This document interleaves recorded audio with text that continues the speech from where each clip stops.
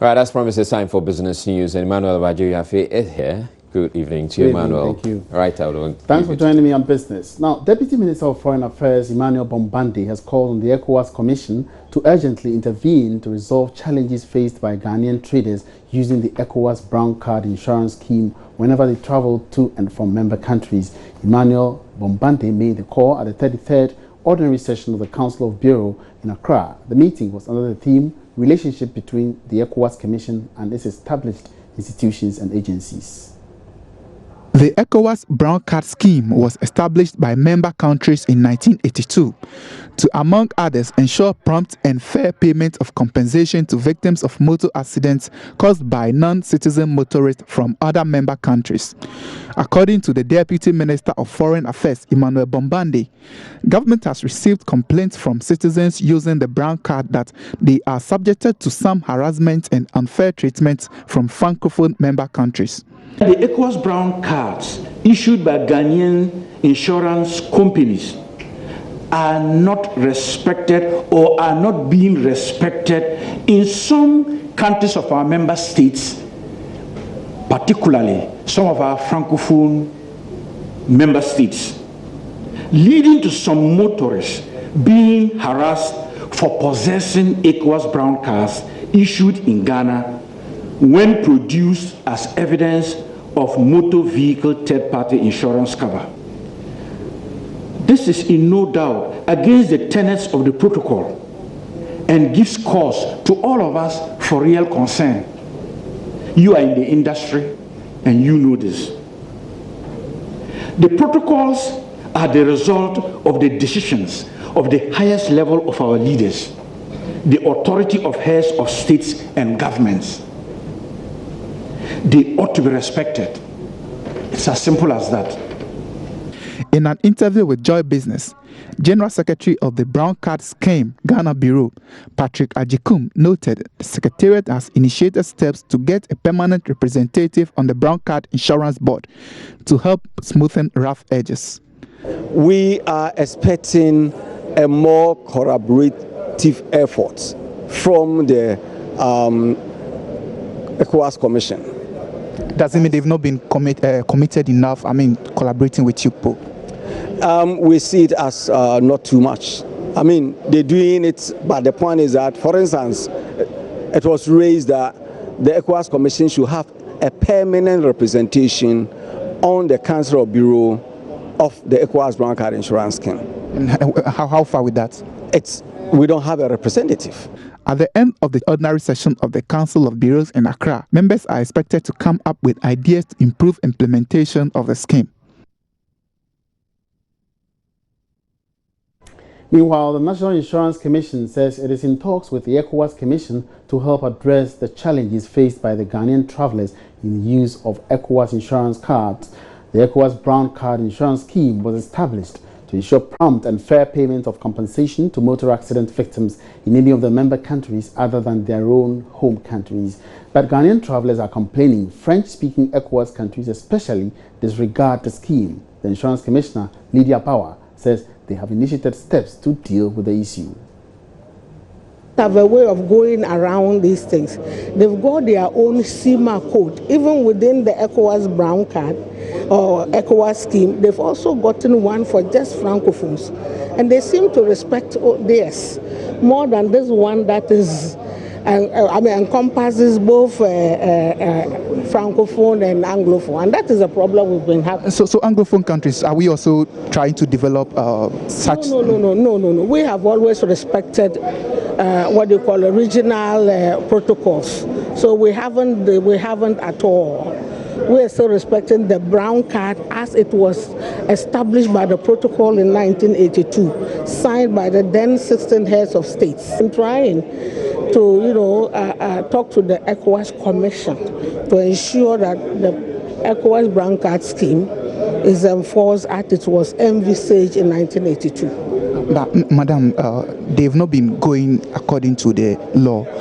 Any sanction? No, there'll be no sanction. That's why you see the regional minister, it's something that has to be discussed. We need to discuss it. It has come up.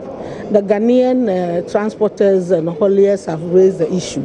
So it has to, these things are diplomatic. You need to discuss at the diplomatic level. In other stories, some bankers are impressing on the Bank of Ghana the need to engage universal banks more ahead of plans to increase their minimum capital. The Chief Executive Officer of the Capital Bank, for instance, believes it is critical to ensure indigenous banks remain competitive even after the capital increase. He spoke with Joy Business at the opening of his bank's branch at Labone here in Accra. There's more in this report.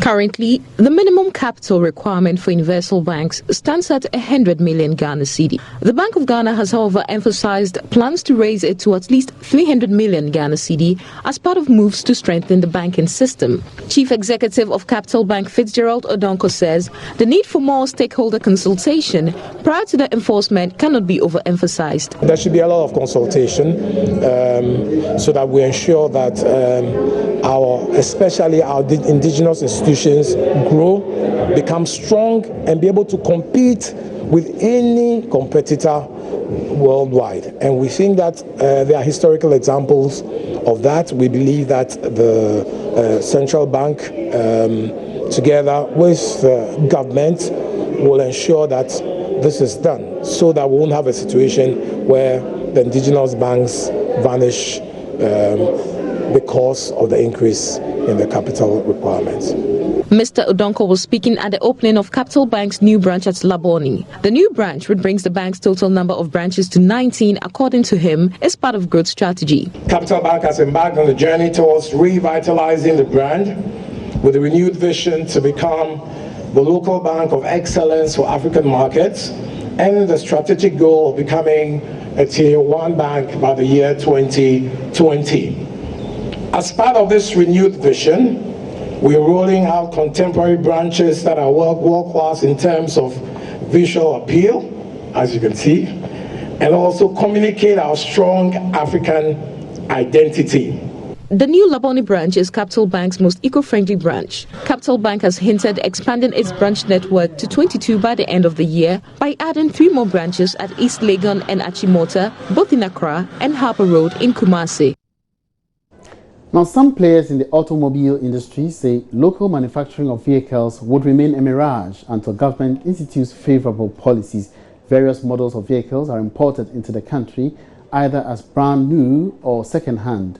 Government has over time encouraged auto dealers to establish plants and manufacture the vehicles locally. But speaking to Joy Business at the launch of the new Nissan Altima, Director of Marketing, Sales and After Sales at Nissan Sub-Saharan Africa, Xavier Gobil, says only policy interventions can make this a reality. The car industry, to make a factory, is very what you call capital intensive. To make an assembly line is very, very expensive. So you need to have large volume in order just to make the car profitable. Sometimes, if I was setting up a factory just for the Ghanaian market, the car will be far more expensive than importing in terms of volume. After, it's just a matter of regulation as well. If, like it has been done by Nigeria has decided to make a strategy to make local manufacturer. So that means they're changing the import duties, they're going to make some barrier for used cars. So it's a complete ecosystem that's been designed for local condition. In Ghana, it's the same thing. If the ecosystem, that just means that it will be more interesting for manufacturer and for the consumer as well. And today, the local condition is telling us that there's no manufacturing because for the size of the Ghanaian market, it won't be worthwhile for the consumer to buy a car made locally, to be more expensive. It's just a balance of import duties, grey market, volume and export. That's what actually the government should look at it, not as a Ghanaian perspective, but as a regional perspective to see what is good for the consumer, what is good for the manufacturer, and what is good for the country. And when the three goes together towards a local manufacturing, things will happen. The Minister of Petroleum, Emmanuel Amakofi-Boa, says 3 new regulations to augment the new Petroleum Exploration and Production Act will be passed. Mr. Boa explains these regulations will border on petroleum measurement, environmental health and safety, as well as data management. Petroleum economist Dr. John Gachi assesses the extent to which these regulations would impact the industry.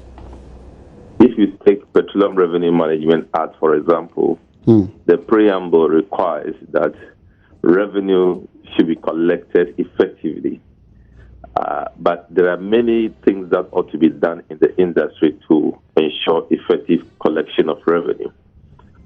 You will need to engage in proper measurement within the industry.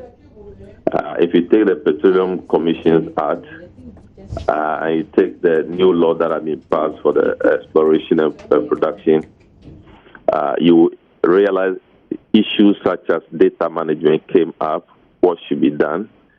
Issues such as measurement came up in the Petroleum Commission Act.